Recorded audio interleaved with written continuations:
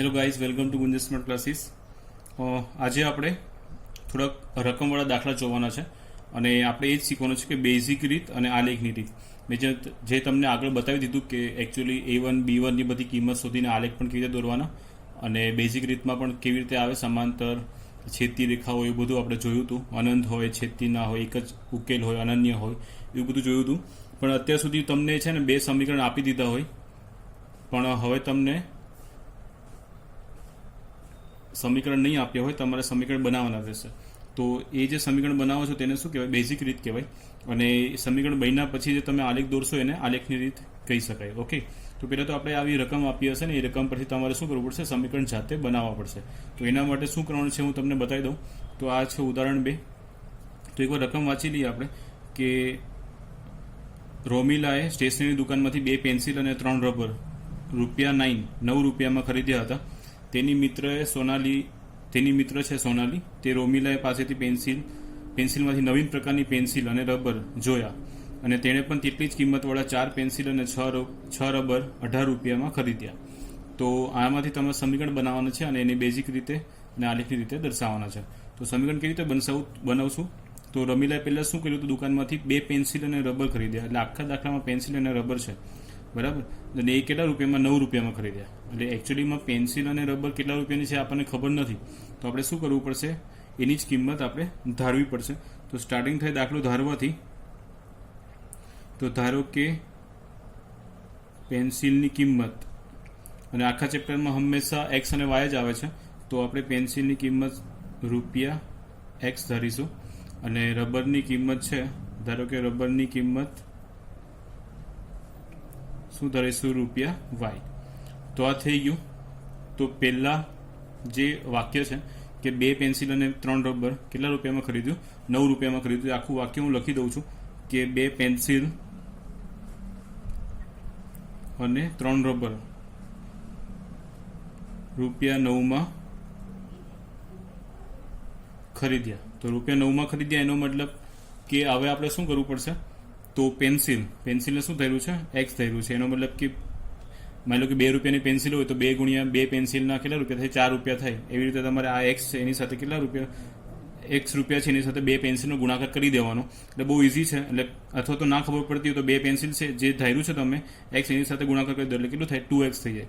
પછી વધતા, બરાબર. કુલ રૂપિયા કેટલા છે? 9 છે. એટલે કુલ રૂપિયા 9 હોવાથી રબરની જે કિંમત હોય તેની સાથે ગુણાકાર તો કરવો જ પડે. તો આ Y છે તો 3Y રબર સાથે, રબરની જે કિંમત છે Y અને જેટલા રબર હોય તેટલી સંખ્યા સાથે ગુણી દેવાનું એટલે 3Y. અને કુલ કેટલા રૂપિયા થાય છે? બંને ભેગા થઈને ₹9 થાય છે. અત્યારે આપણને ખબર નથી કે પેન્સિલની અને રબરની કિંમત કેટલી છે, બરાબર. તો આ જે આપણે કરીએ છીએ તે બેઝિક રીત છે. બેઝિક રીત એટલે આપણે સમીકરણ જસ્ટ બનાવીએ છીએ. તો આ સમીકરણ 1 આપણું બની ગયું. આઈ હોપ કે તમને ખબર પડતી હશે. તો હવે બીજું વાક્ય છે કે એની મિત્ર આવી, બરાબર. એ સોનાલી મિત્ર છે અને રોમિલા પાસે બધું પેન્સિલ જોયું અને આવી જ પેન્સિલમાંથી એને નવી પ્રકારની પેન્સિલો જોઈ ગઈ. તો પેન્સિલ અને રબર જોયા અને તેણે પણ એટલી જ કિંમતવાળા, એટલે જેણે જેટલી કિંમતવાળી રોમિલાએ પેન્સિલ અને રબર ખરીદી એટલી જ કિંમતવાળા એને 4 પેન્સિલ અને 6 રબર લીધા અને એ પણ કેટલામાં? ₹18. રાઈટ. તો નેક્સ્ટ વાક્ય શું લખવું પડશે? આ 4 પેન્સિલ અને 6 રબર વાળું લખવું પડશે. તો 4 પેન્સિલ અને 6 રબરની કુલ કિંમત, આવું પણ તમે લખી શકો છો, કુલ કિંમત ₹18 છે, બરાબર.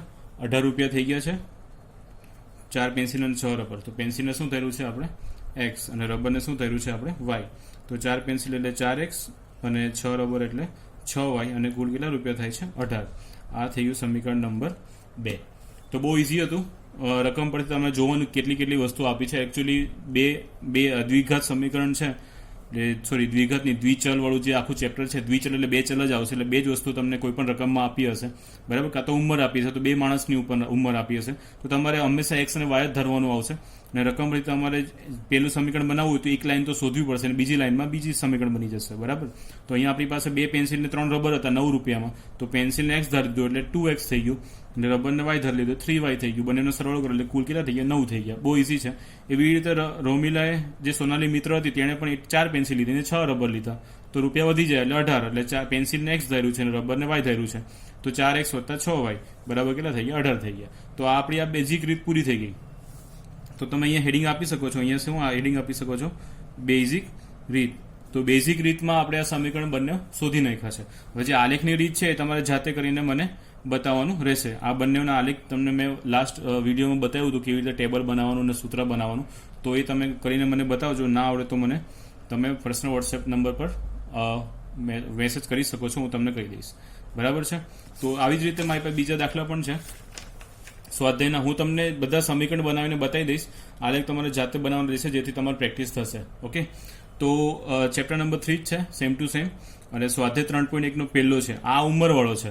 આમાં પણ તમારે બેઝિક રીત અને આલેખની રીત જ કરવાની છે. એકચ્યુઅલીમાં આ બધા દાખલા 2 માર્ક્સ કે 3 માર્ક્સમાં પૂછાઈ શકે છે. બરાબર, મોસ્ટ આઈએમપી જે પણ કરાવું છું તે. એટલે ઉદાહરણનો એક મેં તમને બતાવ્યું. હવે સ્વાધ્યાયના 3 દાખલા છે, તમને બધામાં બેઝિક રીતથી હું સમીકરણ બતાવીને શોધીને બતાવી દઈશ. આલેખ તમારે જાતે દોરવાના રહેશે. ના ખબર પડે તો મને પૂછી શકો છો. તો હવે 3.1માં પહેલું શું છે કે આફતાબ તેની દીકરીને કહે છે કે 7 વર્ષ પહેલા મારી ઉંમર, એટલે જે બોલે છે તે મારું એટલે મારી એટલે કોણ બોલે છે? આફતાબ બોલે છે. એટલે આફતાબની ઉંમર તે વખતની તારી ઉંમર કરતાં, તારી ઉંમર એની દીકરીને કહી છે તારી ઉંમર કરતાં 7 ગણી હશે. તો ઓબ્વિયસલી આફતાબ એના પિતા થાય તો દીકરી કરતાં એની ઉંમર વધારે જોવાની છે અને દીકરીની ઉંમર કેવી હશે? ઓછી હશે. રાઈટ. તો એક વાક્ય આપણને મળી ગયું. એટલે 2 જણા થઈ ગયા. એટલે 2 ચલ આવે એક્સ અને વાય. તો 2 જણા થઈ ગયા કે આફતાબ અને તેની દીકરી. બરાબર. તો આફતાબ તેની દીકરીને શું કહે છે કે 7 વર્ષ પહેલા મારી ઉંમર તારી ઉંમર કરતાં 7 ગણી વધારે હશે. એટલે 7 વર્ષ પહેલા. બરાબર. હવે પછીની 3 વર્ષ પછી, એટલે હવે પછીના 3 વર્ષ પછી એટલે હમણાં હાલમાં, અને એના પછી જે 3 વર્ષ હશે એના પછી તે વખતની ઉંમર કરતાં એની 3 ગણી હશે. ઓબ્વિયસલી 3 વર્ષ પછી તો 3 ગણી થઈ જ જવાની છે. કોની? આફતાબની ઉંમર એની દીકરી કરતાં. બરાબર. એટલે 2 વાક્ય છે.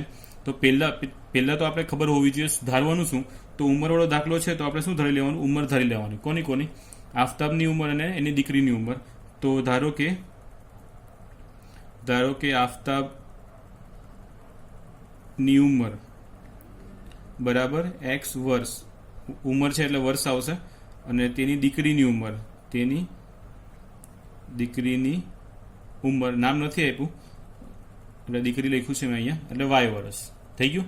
તો એક વાક્ય છે કે 7 વર્ષ પહેલા મારી ઉંમર. હવે માની લો કે મારી અત્યારે ઉંમર 20 વર્ષ હોય. બરાબર. તો 20 વર્ષ પહેલા 7 વર્ષ વાત કરો તો 20 માંથી 7 બાદ કરવા પડે. આ તો જસ્ટ ધાર્યું છે. હવે 7 બાદ કરો એનો મતલબ કે 7 વર્ષ પહેલા મારી ઉંમર કેટલી હશે? 13 વર્ષ હશે. બરાબર. અને બીજું કોઈ સામેવાળું હોય તો એની પણ ઉંમર કેટલી થાય? 7 વર્ષ ઓછી તો કરવી જ પડે. તમારી પર 7 વર્ષ પહેલા ઉંમરની વાત કરો તો 7 વર્ષ તો બાદ કરવા જ પડે. તો આ જે હાલની ઉંમર કહેવાય, આ બધી શું કહેવાય? હાલની ઉંમર. જે ધાર્યું છે મેં તે શું ધાર્યું છે? હાલની ઉંમર ધારી છે. એટલે મેં પહેલાં લખ્યું નહીં કેમ કે તમને સમજ પડે એટલા માટે ના લખ્યું. તો તમારે લખવું પડે કે ધારો કે હાલની આફતાબની ઉંમર અને હાલની તેની દીકરીની ઉંમર x વર્ષ અને y વર્ષ. તો એક વાક્ય લખવું પડે કે 7 વર્ષ પહેલા, 7 વર્ષ પહેલાની ઉંમર. 7 વર્ષ પહેલાની ઉંમર કોની? આફતાબની અને તેની દીકરીની. તો બંનેમાંથી 7 બાદ કરવા પડે. એટલે જો 7 વર્ષ પહેલા હોય, 7 વર્ષ પછી હોય તો એ પ્રમાણે તમારે કરવું પડે. હવે 7 વર્ષ પછી કીધું હોય તો +7 ઉમેરવા પડે કે હવે 7 વર્ષ પછી મારી ઉંમર કેટલી થઈ? 27 વર્ષ થઈ જશે. બરાબર. અને 7 વર્ષ પહેલા હોય તો જો 20 વર્ષ હોય હાલની ઉંમર તો 13 વર્ષ થાય. અને 7 વર્ષ પછી શબ્દ કીધો હોય તો 27 એટલે વત્તા કરવા પડે. જો પહેલા કીધું હોય તો બાદબાકી કરવી પડે. સમજાય છે? તો આફતાબની હાલની ઉંમર કેટલી છે? x વર્ષ. અને તેની દીકરીની ઉંમર કેટલી છે? y વર્ષ. તો 7 વર્ષ પહેલા આફતાબની ઉંમર કેટલી હશે? તો અહીંયા હેડિંગ આપી દીધું છે મેં 7 વર્ષ પહેલાની ઉંમર. તો ડાયરેક્ટ લખું છું કે આફતાબની ઉંમર 7 વર્ષ પહેલા કેટલી હશે? x ઓછા 7 વર્ષ. અને તેની દીકરીની ઉંમર એમાં પણ કેટલા કરવા પડે? -7 તમારે કરવા જ પડે. એટલે y ઓછા 7 વર્ષ. એટલે આફતાબની ઉંમર અને તેની દીકરીની ઉંમર થઈ ગઈ. હવે એક વાક્ય છે કે 7 વર્ષ પહેલા, સવાલમાં છે તે હું લખું છું, 7 વર્ષ પહેલા આફતાબની ઉંમર તેની દીકરીની ઉંમર કરતા 7 ગણી હશે. કેટલી હશે? 7 ગણી હશે. તો આ વાક્ય પરથી તમારે હવે સમીકરણ બનાવવાનું આવશે. બરાબર. તો પહેલા તો મેં 7 વર્ષ પહેલાની ઉંમર મેં શોધી લીધી અને હાલની ઉંમર XY તમારે ધારવું પડે. જ્યારે પણ ઉંમરવાળા દાખલા આવે ત્યારે તમારે શું કરવું પડશે? XY ધારવાના. પછી રકમ વાંચવાની. રકમમાં જો 7 વર્ષ પહેલા લખ્યું હોય અથવા 7 વર્ષ પછી લખ્યું હોય તો એ પ્રમાણે તમારે પાછી નવી ઉંમર બનાવવાની. 7 વર્ષ પહેલા કેટલી ઉંમર હશે એ પ્રમાણે. પછી જે વાક્ય આપ્યું હોય આમાં શું આપ્યું છે કે 7 વર્ષ પહેલા મારી ઉંમર, તો મેં અહીંયા આફતાબ લખી દીધું છે. કેમ કે મારી એટલે ખબર પડી જાય આફતાબ બોલે છે, એટલે આફતાબની ઉંમર તેની દીકરી કરતા કેટલી હશે? 7 ગણી હશે. એટલે ઓબ્વિયસલી દીકરી કરતા 7 ગણી વધારે જ હોય. તો પણ બેલેન્સ કરવાનું, ત્રાજવા જેવું રાખવાનું. તો ત્રાજવા જેવું એટલે માની લો કે અહીંયા બરાબર કરું. અહીંયા આફતાબની ઉંમર કેટલી છે? X ઓછા 7 અને એની દીકરીની ઉંમર કેટલી છે? Y ઓછા 7. માની લો કે આ 27 વર્ષ હોય, બરાબર. ને એટલે કોઈ પણ ઉંમર ધારી લઈએ તો 7 ગણી એટલે ઉંમર કોની વધારે હોય? એના પપ્પાની. આફતાબની ઉંમર જ વધારે હોય. તો બેલેન્સ કરવા માટે 7 ક્યાં લખવાના? અહીંયા ત્રાજવા જેવું. બંનેની ઉંમર બેલેન્સ કરવી જોઈએ, બરાબર. આવી રીતે આપણે સમીકરણ બનાવવાના આવશે. જ્યારે પણ ઉંમરવાળું આવે, ગણું એવું શબ્દ યુઝ થાય ને, ગણી, 7 ગણી, 3 ગણી, ત્યારે હંમેશા ઇક્વલ ટુ વાળું આવે બંને બાજુ. અને જેની ઉંમર 7 ગણી વધારે હોય ને તેની કરતાં સામેવાળામાં 7 આપી દેવાના, એટલે ગુણાકાર કરી દેવાના. એવું શબ્દ લખ્યું હોય ને કે 7 વધુ છે, વધુ હોય તો વત્તા કરવું પડે 7. અને ગણી લખી છે 7 ગણી, એટલે તમારે ગુણાકારમાં શું કરવું પડે? 7 આપવું પડશે, બરાબર. એકચ્યુઅલીમાં આફતાબની ઉંમર 7 ગણી વધારે, એટલે 7 અહીંયા ના લખાય. જો બરાબર તો પછી ના થાય. ત્રાજવામાં એક બાજુ વજન મૂકવું પડે અને એક બાજુ જે પણ તમે વસ્તુ લેવાના હોય તે મૂકવું પડે, તો બધું બેલેન્સ થાય. એવી રીતે આમાં પણ 7 સામેની સાઈડ શું કરવું પડશે? ગુણાકાર કરવું પડશે. હવે આનું સાદુરૂપ આપીએ તો x ઓછા 7 બરાબર 7y ઓછા 7 49. 7 ગુણ્યા 7 49 થાય. હવે આ 7 આ સાઈડ લઈ જાઉં અથવા તો બધાને આ સાઈડ લઈ આવું તો શું થશે? x ઓછા 7y, બરાબર. અને આ 7y આ બાજુ ઓછા થઈ ગયા અને આ 7 આ સાઈડ લઈ જાઉં તો -49 વત્તા 7, તો x ઓછા 7y બરાબર -42. આ સમીકરણ નંબર 1. તો બેઝિક રીતમાં સમીકરણ નંબર 1 મળી ગયું. દાખલો થોડોક લોંગ છે, કોમ્પ્લિકેટ છે, પણ બહુ ઇઝી છે. ખાલી તમારે ધ્યાન રાખવાનું છે કે ધારવાનું શું હોય તો ખાસ કરીને હાલની ઉંમર ધારી લેવાની XY. કે 7 વર્ષ પહેલા કીધું હોય તો બંનેમાં 7 બાદ કરી દેવાના. બહુ ઇઝી છે. અને પછી વાક્ય જે હોય તે લખી દેવાનું. 7 ગણું તમને કીધું હોય તો બંને જેની ઉંમર વધારે હોય તેની સામેની સાઈડ 7 લખી દેવાના. અને સાદુરૂપ તમે આપશો એનું, અને સાદુરૂપ આપશો એટલે સમીકરણ 1 મળી ગયું. જો સમીકરણ 2 બાકી છે, એ બીજી લાઈનમાં હશે, તો બીજી લાઈન તમારે શોધવી પડશે. તો 7 ગણી હતી, અહીંયા સુધી એક લાઈન તો પૂરી થઈ ગઈ. હવે અહીંયાથી તમે વાંચો તો શું થાય? હવે પછીની 3 વર્ષ પછી મારી ઉંમર તારી ઉંમર વખતની કરતાં 3 ગણી હશે. એટલે 3 વર્ષ પછી, હવે 3 વર્ષ પછીની ઉંમર માટે પાછું તમારે શું કરવું પડશે? ઉંમર પાછી શોધવાની. હવે 7 વર્ષ પહેલાની ઉંમર, 7 વર્ષ પહેલાની ઉંમર જે હતી એના માટે તો મેં ધારી લીધું. હવે 3 વર્ષ પછીની ઉંમર માટે પણ મારે શું કરવું પડશે? એવું ધારવું પડશે. તો અહીંયા હેડિંગ આપી દઉં કે 3 વર્ષ પછીની ઉંમર, 3 વર્ષ પછીની ઉંમર. તો 3 વર્ષ પછીની ઉંમર એટલે સરવાળો કરવો પડે. હવે માની લો કે 5 વર્ષ પછી હું કહું તો વત્તા ઉમેરીને હું તમને કહી શકું. એવી રીતે 3 વર્ષ પછી શું થાય? આફતાબની ઉંમર 3 વર્ષ પછી x વત્તા 3 વર્ષ થઈ જાય 3 વર્ષ પછી. અને તેની દીકરીની ઉંમર 3 વર્ષ પછી y ધારેલું હતું તો y વત્તા શું થઈ ગયું? 3 વર્ષ થઈ ગયું. પછી એમ એક વાક્ય હતું કે 3 વર્ષ પછી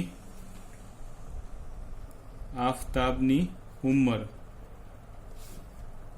તેની દીકરીની ઉંમર કરતા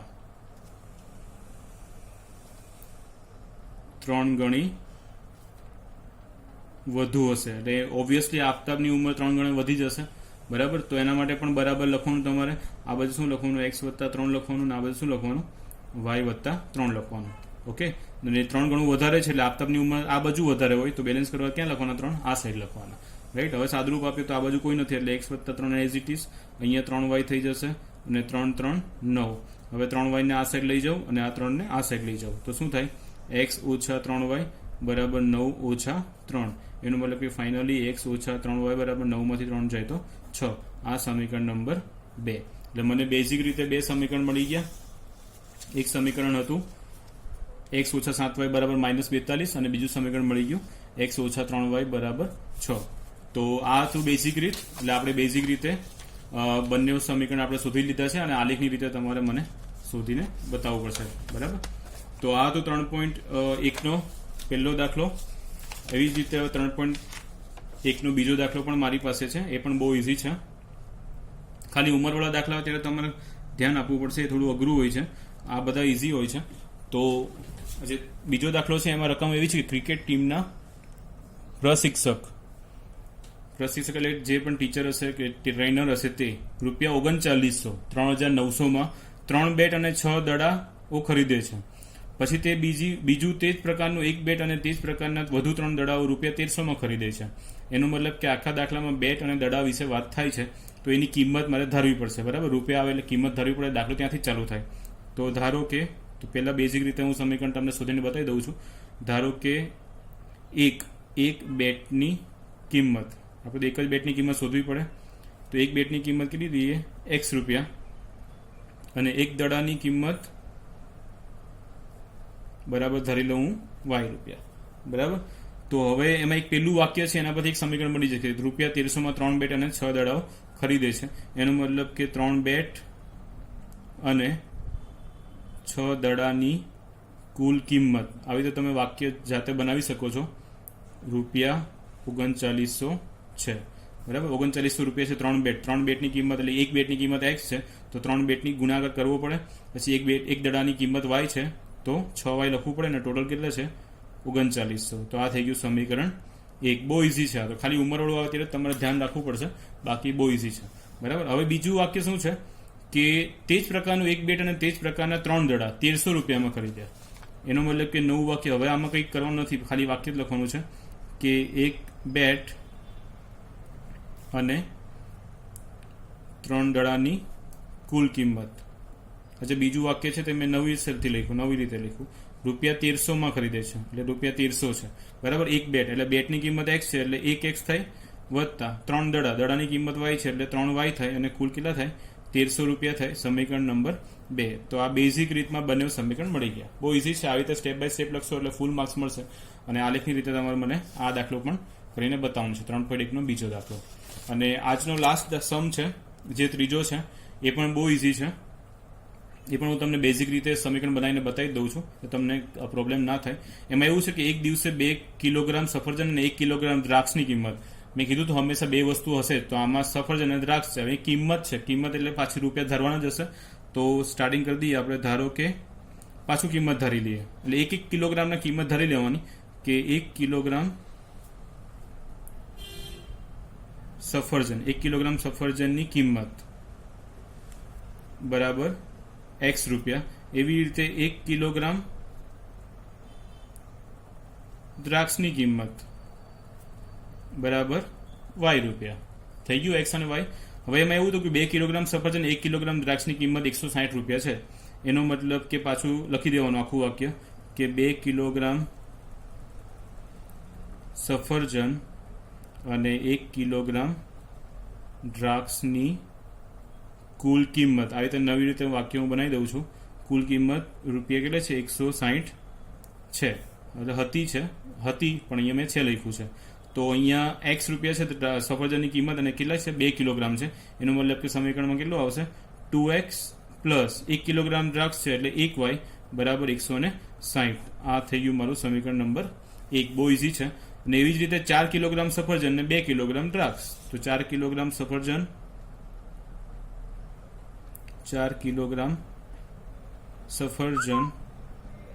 અને 2 કિલોગ્રામ દ્રાક્ષ.